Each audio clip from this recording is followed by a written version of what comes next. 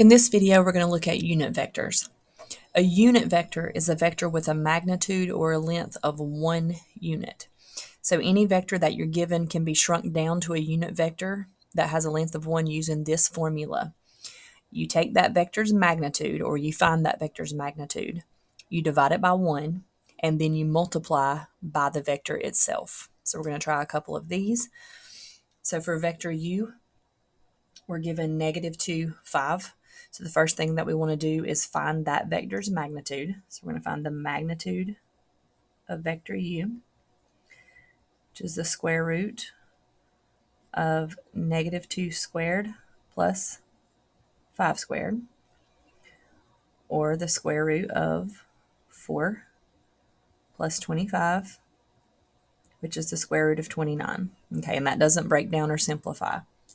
All right, so to get a unit vector, you're going to do 1 over the square root of 29, and then you're going to multiply that by the original vector. So we have 1 over the square root of 29 times the original vector, which was -2, 5. Okay, so what that gives us, if you distribute that, that gives us -2 over the square root of 29 and 5 over the square root of 29. And you don't want to leave your vectors or your components with square roots or radicals in the denominator, so you rationalize those out. When you do that, you get -2 square root 29 over 29 and 5 square root 29 over 29. Remember what rationalizing is. It's multiplying the numerator and the denominator by that radical that you're trying to get rid of so that the radical in the denominator cancels. So this is the unit vector. So this vector is still moving in the same direction or pointing in the same direction as the original vector u. It just now has a length of 1 instead of the length of square root 29. Okay, vector v, 1, -7. Let's find its magnitude. The magnitude of vector v would be the square root of 1 squared plus -7 squared. Okay, so that's the square root of 1 plus 49, which is the square root of 50. Okay, now 50 does branch out into 25 and 2, and then 25 branches into 5 and 5, so you do have a pair of 5s, so this actually simplifies into 5 square root 2. Okay, so now we're going to do 1 divided by 5 square root 2, and then multiply that by the original vector, 1, -7.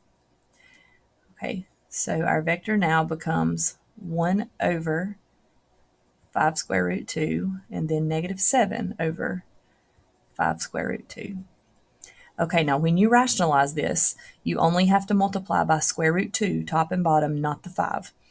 So what that gives you is square root 2 over, now when you multiply the bottom by square root 2, the 2 square root 2's, the radical cancels, and you just get 2, but you also have this 5 out here that you have to consider, so it becomes a 10 on the bottom. And the same thing here. When you multiply the top by square root 2, you get -7 square root 2. But when you multiply the bottom by square root 2, the 2 square roots cancel, and you just get 2, but you also have that 5 to consider, so you end up with a 10 on the bottom. So this is your unit vector.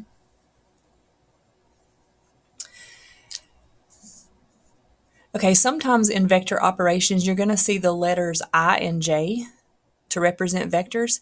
When you see that, these are called standard unit vectors.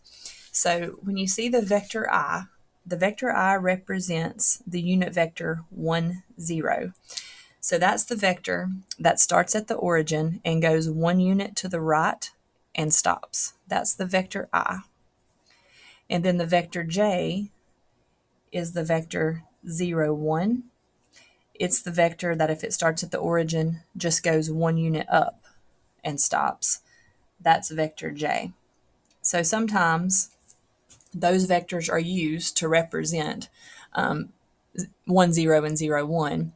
rather than using those actual vectors 1, 0, 0, 1. So here are some operations with the i's and j's in place so you can see how they kind of work.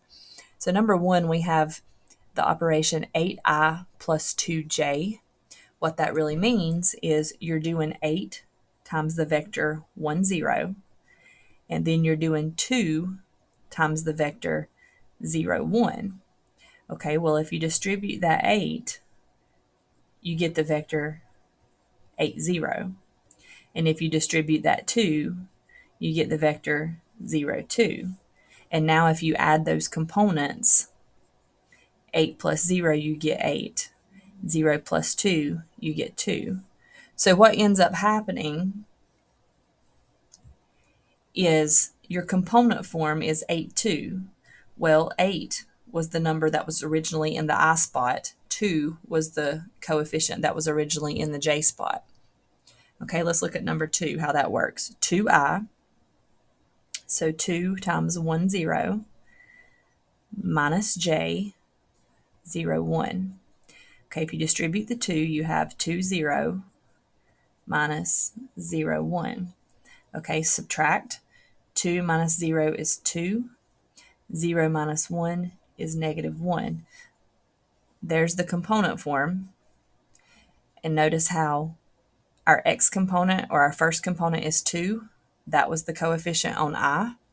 Our second component was negative 1. Our coefficient on j was a negative 1. So I hope you can notice the pattern. So when you start seeing these i's and j's, you can ignore the i's and j's really and just notice that the coefficients on the i's and j's are really the components of the vectors, if the i's and j's are going to confuse you. Okay, so here we just have negative 5j. So that just means negative 5 times the vector 0, 1. So if you multiply that out, you get 0, negative 5. So basically, there is no I up here, just like there is no first component down here. 6i means you're doing 6 times the 1, 0 vector, which gives you 6, 0. That's the component form. Well, there's no second component, just like there was no j up here. So if you can recognize that pattern, then when you see these i's and j's, that won't confuse you any. You just look at the coefficients. Okay, and so down here we have a few operations. We have if vector u is I plus 3j, and vector v is negative 2i plus j, find 2u minus 3v. So let's practice eliminating the i's and j's using the pattern that we found here. Vector u is I plus 3j, but we know that that vector just becomes the coefficients on the i's and j's if we want to write it in component form. So the coefficient on the I, since there's nothing here, is an understood 1. Okay, so if we're doing 2u, we're going to do 2 times vector u. It's a 1 and a 3. So 2 times 1, 3, minus 3. Okay, now we need vector v. Well, look at vector v's coefficients. It's a negative 2 on the I and nothing on the j, which is an understood 1. So negative 2, 1. We can eliminate the i's and j's altogether and just work in component form if that's more beneficial for you. Now you're going to distribute the 2, distribute the 3, and then we can combine. So if I distribute the 2, I get 2, 6, and then I'm going to distribute the positive 3 and keep the negative because that's the way I prefer to do it. 3 times negative 2 is negative 6. 3 times 1 is 3. And now I'm going to subtract. 2 minus negative 6 is really adding, so that's 8. And 6 minus 3 is 3. So my answer is 8, 3.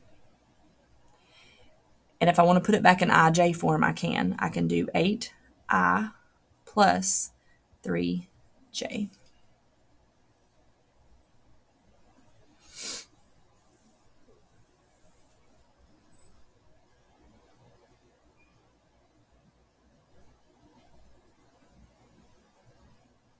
Okay, next vector, negative 4u plus 7v.